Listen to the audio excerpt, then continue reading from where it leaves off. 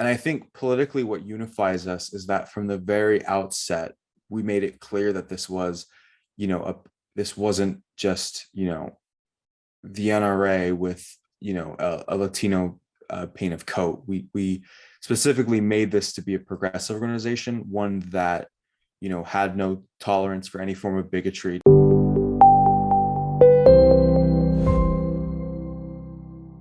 You're listening to Talking About Guns, or TAG as we like to call it. My name is Matt Littman, Executive Director of 97%. We're a new bipartisan organization working to reduce gun deaths in America.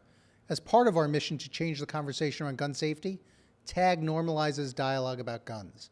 We invite guests from all sides of the gun debate and talk about the hot button issues, but without the screaming.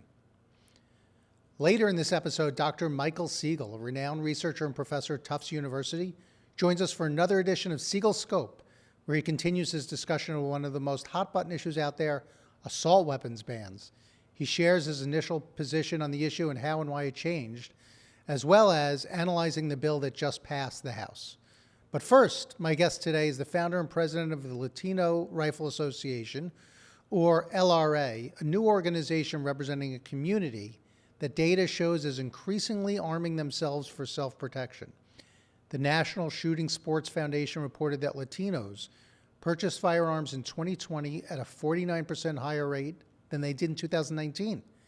PB Gomez created the LRA to connect Latino gun owners, advocate for gun rights from a Latino perspective, and educate Latino communities about firearms and self-defense.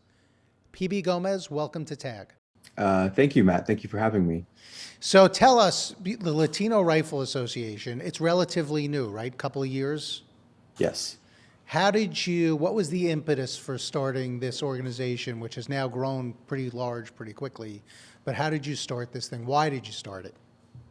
So I'd had the idea for a while, sort of been floating around. I thought it was sort of odd that an organization like this didn't exist with, the amount of Latinos in the United States. And then sort of what got me thinking more about it was the El Paso Walmart shooting. This was a situation where an avowed white nationalist went to El Paso, and specifically with the purpose of targeting Mexican-American Latino immigrants, and wrote a whole manifesto about why he was targeting the Latino community. And I knew then that a lot of Latinos in the United States would start exploring the possibility of armed self-defense and what it would mean for them. And I thought like an organization like this would be really essential because, I had sort of gotten into firearms and the idea of self-defense on my own. And I knew kind of how unwelcoming it could be and sort of the pitfalls that people might run into. And then what made me realize that I needed to put this into action was the events of 2020, when we were seeing mass civil unrest, the start of the pandemic, political violence, and record numbers of first-time gun buyers. I thought an organization like this was becoming a necessity. So how do you then go about starting this whole organization, getting people to join it? How do you even do that? Where do you begin? I basically started with social media pages and a Discord chat room, and sort of just did sort of guerrilla social media, I guess advertising, but more so engaging with current topics, surrounding the political situation, at the time, and then also talking about gun rights and gun violence generally.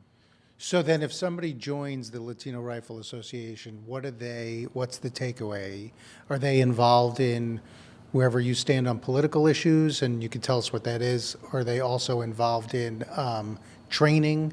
How does it work? What do you do?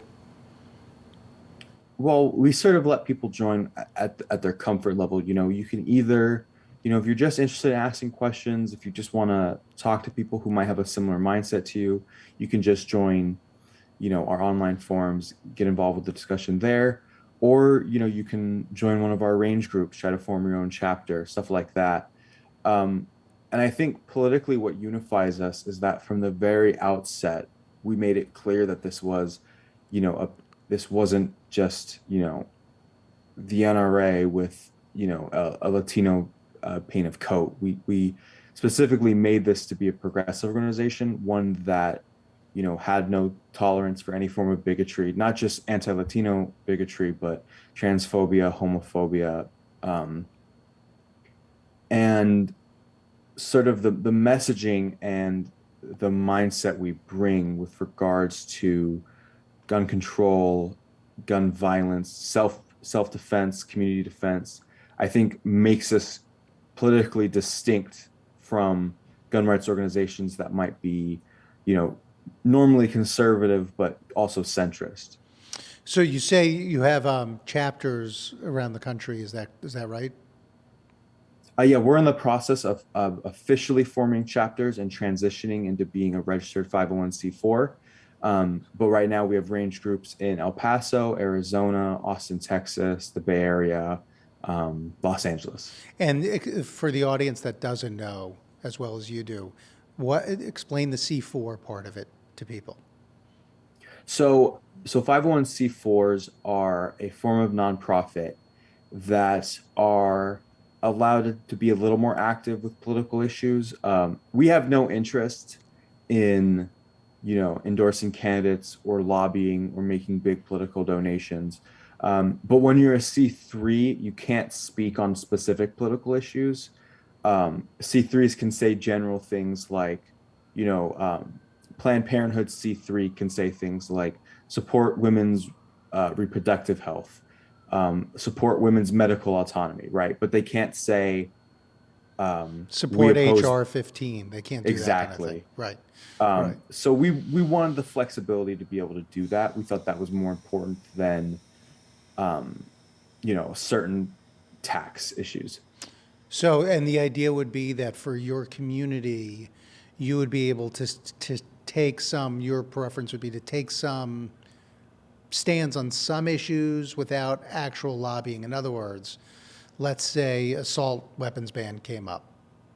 Would you to be able to take a stand? You would be able to, as a C4, take a stand on that. Is that something that you want to get involved in, or how does that work? Yeah, so we would like to be able to voice our opposition to bills like that. But I think the key issue is that this organization is first and foremost about sort of a training organization and a community organization. So about teaching people about you know, proper use of firearms, safety, what does self-defense mean? Not even self-defense generally, it doesn't even have to involve firearms. What does it mean to the social responsibility of community defense? And that's way more important to us than any sort of political impact we may have. But it was still important for us to be able to talk about those issues without sort of just being general, like, you know, it's important to clarify where we stand on specific issues rather than being forced into just taking a broad universalist, you know, we support gun rights Right. message. So, how many members do you have in your organization, would you say, and what are your goals over the next couple of years? In terms of people who are in active range groups, I'd say we have about over 50. In terms of our online community, that's well over 200, perhaps over 300. And then in terms of your following on social media, it looks like you already have a pretty extensive following. Yeah, our most active platform is Twitter. We have, I believe, over 20,000 at this point followers on Twitter, and then a couple thousand on Instagram as well. We don't have a Facebook. Our Discord server is our main sort of community hub in the sense that that's the most accessible for anyone who's interested in the organization. Could I ask a dumb question? What's a Discord server? So Discord is a app that is you can either talk to people one-on-one, video chat, voice chat. You can either form small groups, so where 3 or 4 people can video chat together, or you can form servers where you can divide text chats and video chats by topic and sort of have them, and then people can be in those permanently. So the idea basically, though, PK, is that there's no one speaking directly to the Latino community in terms of gun ownership. Gun ownership numbers are increasing tremendously over the last couple of years. You're not in the same place as, for example, a gun rights organization, as you mentioned, like the NRA, but you feel that this is an underserved area, and with more and more people buying guns, teaching people how to be responsible or helping them be responsible is sort of the area that you're covering. Does that sound basically right? Yes, and I would say that when you're talking about marginalized communities like the Latino community or, the LGBTQ community, because there's gun rights organizations for them too. I think it's important, especially with the Latino community, you're talking about, a marginalized community that might be more likely to have to, take self-defense seriously. And you're also talking about a group that is most affected by gun violence, talking about, a marginalized minority community, gun violence within our own community, handgun violence, stuff like that, and then also police violence. And then you're also talking about the community that when gun control is passed, who gets the most heavily policed for that. So I think it's important that there's an organization that can speak about all three of those issues in tandem. So that last part would be more than of a lobbying effort, right? Because if you're saying that they be policed the most, the Latino community, right? Is the idea to help in terms of when there is a legislative issue to explain how that affects the Latino community, perhaps more than some other communities? Yeah, and I just want to say, like, lobbying, I don't want to give the impression that we're like speaking to politicians, we're Right. making donations. We don't do that. But I do think, through our online outreach, it is important to explain how a lot of these gun control laws, while they may be passed with good intention by, well-meaning people, they have very unintended and serious consequences for marginalized communities. I would say that, you know, in retrospect, we understand how the war on drugs led to, mass incarceration and destruction of communities through over policing. And I asked these gun rights organizations, like, are you considering the fact that you might, or these gun control organizations, are you considering the fact, and are you cognizant when you're proposing this legislation that you may be recreating those mistakes? Interesting. So when we talk about, for example, red flag laws, which have the support of about two-thirds of people in the country, in the Latino community, the numbers are a little bit less. And does that speak to what you're describing, which is that enforcement is going to fall harder upon the Latino community in some of these cases than it is other communities? Is that a reason for lower numbers of support, do you think? Absolutely. You're talking about, I do believe that communities need a way to remove firearms from people who are dangerous, who have clearly made it clear that their intent is to do harm. But at the end of the day, what red flag laws are is that a judge signs off to having police officers sent to your residence, armed police officers, and searching through your belongings and, potentially leading to violent confrontation. And I think when you look at marginalized communities that have bad relations with the police, you know, it that possibility becomes scary. For sure. By the way, you're also a student at one of the best law schools in the country, right? Yes, I At go Berkeley. to Berkeley Law School. Yes. And which came first, this organization or the law school? I started the organization prior to starting law school. Yes, I started the organization towards the end of my undergrad years. And is part of the reason for going to law school so you could do such a good job of explaining the things you've been explaining to me? Actually, no.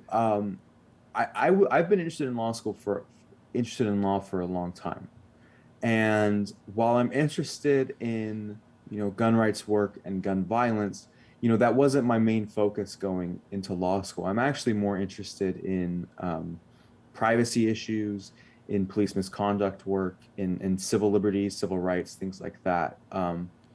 So while the being able to understand gun laws better is certainly a plus, that definitely wasn't my reason for going to law school. I'm more interested in sort of broader social justice work, and I do think that gun rights and gun control and gun violence are tied to that.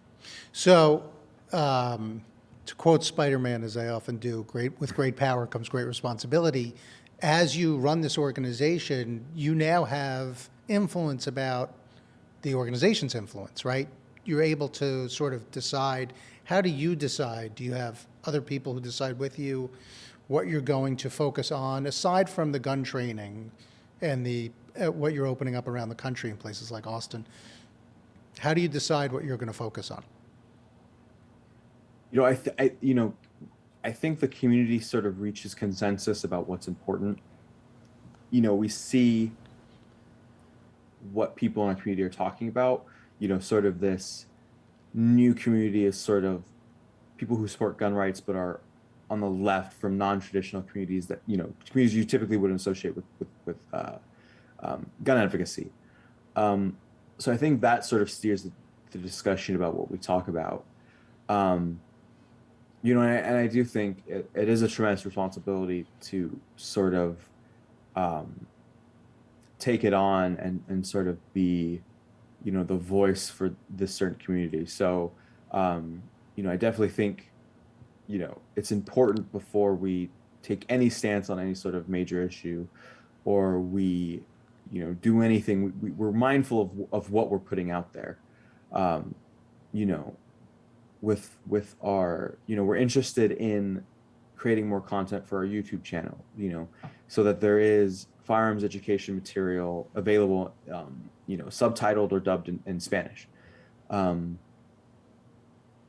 I think that's vitally important to be mindful of what we're creating, because, in a way we might be the only, game in town with regards to gun safety education being available in Spanish. Is the idea to expand this, to continue to expand this, you mentioned mostly the West and the Southwest, to continue to expand this around the country? Yeah, I mean, the process of chapter creation, of creating range groups of outreach, is entirely community driven. I can only be in one place at one time. Our range groups in El Paso and in Texas and Arizona, I had no input in starting those. All I did was bring people together who were interested in those things, and, they did the work from there.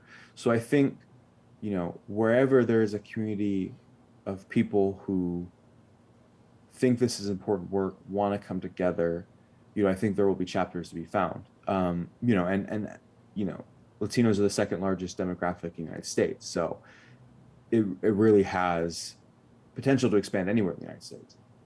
So what's the percentage of Latinos in the United States now? I don't know the answer to that. I'm not sure off the top of my head. It's over 30. I'm pretty Okay. sure. And so do you find that other organizations expect you to be in a place that you're not necessarily in? In other words, do gun rights organizations contact you thinking that you're going to be in a different place politically, let's say? Because your thing is gun ownership and making sure that people are responsible gun owners. Do other people say, well, you're the Latino Rifle Association, will you help us advocate for X? There's definitely some friction, right? Because we are an organization that, is opposed to a lot of the cultural norms of traditional gun ownership. We call out things like Confederate memorabilia at gun shows. We rub up against people who are from those more traditional Do people spaces. react to that if you're against that? Is there some reaction? Oh, all the time. What's the reaction? Just the typical sort of, with the Confederate memorabilia in particular, it's sort of like, oh, well, it's just historical, like it's just, it's free speech, things like that. And these people, whether willingly or not, are not cognizant of the sort of message that sends to people when, you walk into a gun shop or you walk into a gun show and you see Confederate memorabilia everywhere. You see the kind of political slogans, the thinly veiled political violence of certain political slogans that you see being sold as pop merchandise. So it definitely rub people the wrong way. I've been contacted by some people in sort of, gun industry circles, we'd like to collaborate. How can we help? We'd like to create material with you. And I just told them straight up, like, I'll listen to what you have to say, but I'm gonna be honest, I think it's it'd be deeply immoral for me as someone who is, in charge of this organization that's about teaching marginalized communities about, self-defense and gun ownership, to partner with people who make a profit off selling guns, and who profit off of creating the most extreme narrative around gun ownership and self-defense that they can in order to market. So I've definitely, perhaps burned bridges, but I think it's bridges that need to be burned that I had no interest in ever So when you crossing. name it the Latino Rifle Association, do you do it at that point knowing you're going to get some of that? And then being able to say, you know what, I don't find that you're as responsible as we want to be. Like, do you do it knowing that that's going to happen? Yeah, it was sort of a deliberate name choice. Sort of have it be so similar to the NRA that it's ironic in our differences between the NRA, and also because it's just the easiest name to understand. But similar groups have done, I don't know if you know about the Socialist Rifle Association, but the Socialist Rifle Association is about as far as you could get from the typical political ideology of the typical NRA member. But they chose that name deliberately to sort of emphasize, the changing nature, the changing discussion and changing demographics of this discussion of gun control and gun rights in the United States. Yep. So, for example, we're friends with the Liberal Gun Club, Yes. which is not stereotypically liberal. It's called the Liberal Gun Club, but it's not that liberal, right? So they know when they're doing that people are going to probably have some questions. So if I want to join your organization, what do I do? Yeah, I would say that the first thing to do would be to reach out to us online, join our subreddit, join our Discord, and then just see if there's people in your area who are having range days. Join the discussion. We have spaces to talk about politics, to talk about gun rights, and even amongst ourselves, it's not some, none of us are absolutists who think that every gun law that's ever existed is a fundamental infraction of our rights. We have discussions about, where things should be, like what can be done, and not just in terms of gun laws, but also holistically, how can we make society less violent? How do we decrease the likelihood of gun violence? So, I would just encourage anyone who's interested, like even if you're not Latino, even if you're not from a marginalized community, if you just are interested in this new discussion, join us online and join the discussion. It's interesting because American society has a level of violence, which is what you're talking about. And I think you probably now, through your studies in law school, you're probably learning a little bit even more about that and maybe what to do about it in a bunch of different areas. Yeah. Yeah, go ahead. Sorry. PK. No, I was just going to say, I think, when people talk about the gun violence issue, like it would be foolish to pretend that the United States is not an outlier. We may not have the highest rate of murder or gun violence, in the world, but for our, relative other areas, in terms of how prosperous our society is, it is an outlier, right? But then you look at, Switzerland, which has very high rates of gun ownership. Nearly every household has a semi-automatic rifle in their possession because of mandatory military service, right? And while they have higher rates of gun violence, gun violence in terms of violence done with guns, their overall rate of violence in their society is much, much lower than, say, Great Britain, or other countries that have very strict gun control. So I think, in terms of the discussion specifically about guns, I think also the holistic discussion needs to be about, why is American society failing Totally so many agree. people? What is fueling gang violence? Right. What is fueling this rise of far right ideology that, let's be frank, is when there is a political motivation behind these mass shootings, it's almost always, virtually always far right, white nationalism, crypto fascism, things like that. I think those are discussions that need to be had, and that's sadly not a discussion I see a lot of um, gun control groups talking about. And it's frustrating when they'll identify when it's convenient for them, they'll identify police violence as a main factor of gun violence, sort of the other half of gun violence in inner city vulnerable communities, with gang and drug violence. Um, but then the very next week, they'll be drumming up their support that they get from police, and talking about how, um, you know, supporting the police and supporting police exemptions from these laws. Assault weapons bans in no state have ever applied to police, or even retired police officers. So I think that that's frustrating in the sense that, and why an organization like this is necessary, in that on the right you have,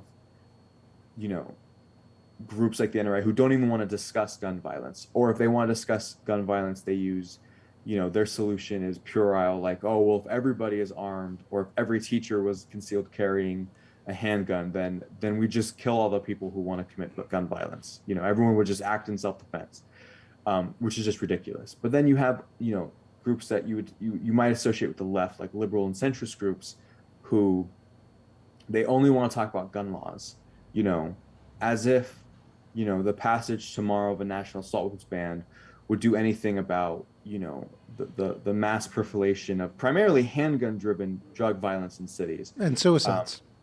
Yeah, and suicides, which make up not the vast majority, but the large chunk of gun deaths. Almost in this 2/3. country. Yes. And, and they don't want to discuss, they don't offer solutions directly Well, also addressing. the potential role of the media in making violence acceptable. I agree. And I actually have said that I think if guns were portrayed more accurately in media and video games, in terms of the damage that they cause and how loud they are, especially, I think there'd be more gravitas surrounding Yep. Gun ownership. And I Totally think that's agree. something that I've always emphasized with this group, is that, if you're taking it upon yourself to own a deadly weapon, you need to respect and understand the gravitas of what you're doing. So first, thanks. It's amazing what you've started and that you've been able to make this move so quickly at the same time going to law school. It's a lot to take on for one person.